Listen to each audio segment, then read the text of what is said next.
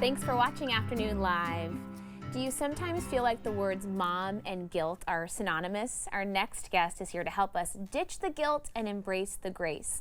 We welcome the author of the upcoming book, Big Kids, Bigger Feelings, Alyssa Blask Campbell. Thank you so much for being here. Thank you so much for having me. I'm happy to be here. Well, I'm totally a card-carrying member of the Mom Guilt Club, and I'm working on it, but it feels really hard to do because society just isn't really built for us to succeed in that way, it feels like. It's so true. Also, same. I have a 4-year-old and a 1-year-old, and I'm right there with you. So let's talk about where it comes from, right? It's not just something that we're experiencing individually. It is because of how things are set up around us. That's right. It's really how the system is built. We talk a lot about mom guilt like it's an individual failing, but the truth is, it's a cultural problem. It's not a personal one. Moms aren't broken, the system is. And the guilt we feel that stems from that, it's really misplaced, right? Because what we really need is support. That's exactly true. And we hear so many messages like, be selfless, but don't be invisible. Be present, but always be productive. Be calm and patient and loving, no matter how depleted you are. It's a lot to try and carry there. So are there things that we can do as individuals to kind of cut some of the guilt out, even though we can't just solve problems with the snap of our fingers, unfortunately? Yeah, I think really identifying that this is a systems failure can help relinquish some of that guilt. The language that we use really matters. When we call it mom guilt, then we internalize that problem. But if we actually name what's going on, like we have a lack of support, we have burnout, we have societal pressure, then it can shift that for us. So instead of saying something like, I feel guilty for needing time alone, we could say, I need more support. This isn't sustainable. That makes a lot of sense. Well, and even just using the word guilt, right, it implies that maybe you've done something wrong when that's just absolutely not the case.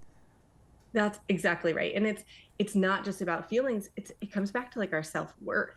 And so much of it comes to then our self-esteem. We're taught to measure our worth by how much we give, but moms aren't martyrs. We're people too. And so there's a difference between guilt and accountability. We can make mistakes and own them without living in shame. Well, and giving yourself that grace, right, that empathy and compassion. We talk about it all the time, but it really is hard to implement when we're just kind of hard on ourselves a lot of the time. It's so real. And we've been conditioned really to feel guilt where we actually deserve grace. And I think dropping that phrase mom guilt and having real conversations about what moms are carrying and how we can change the system and not just ourselves will be a huge step forward for us. Do you have simple phrases or easy ways to maybe spark conversations like with your partner or with your mom friends where you could kind of collaborate better together?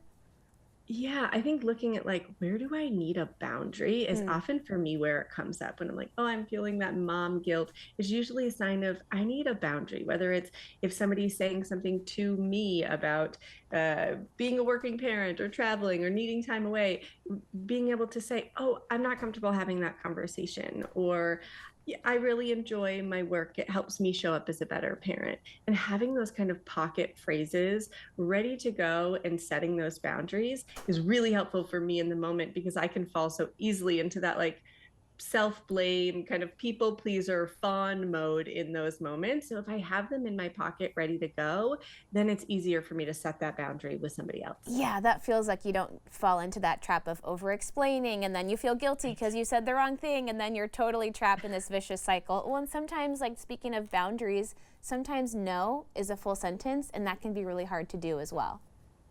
Anna, I love it. Yes, just no.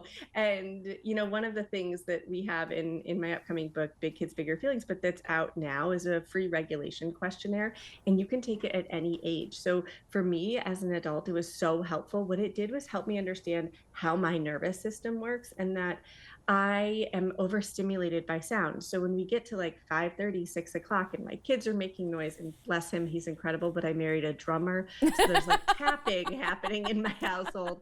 I'm like, oh, I'm just overstimulated. It's not that I'm a bad mom or I'm doing a bad job. And so learning how to take care of my nervous system helped me relinquish some of that guilt too. So beneficial. Well, and it does feel like just having the conversation to begin with, right? It feels really encouraging that you and I can talk about it and at least acknowledge it is hard and we're working on it and we're not perfect, but we're going to do better. Exactly, 100%. And like sometimes doing better is really just setting those boundaries or getting to know how we work. Yeah, we all need the support and the grace for ourselves and each other. Thank you so much for joining us. It was so great chatting with you.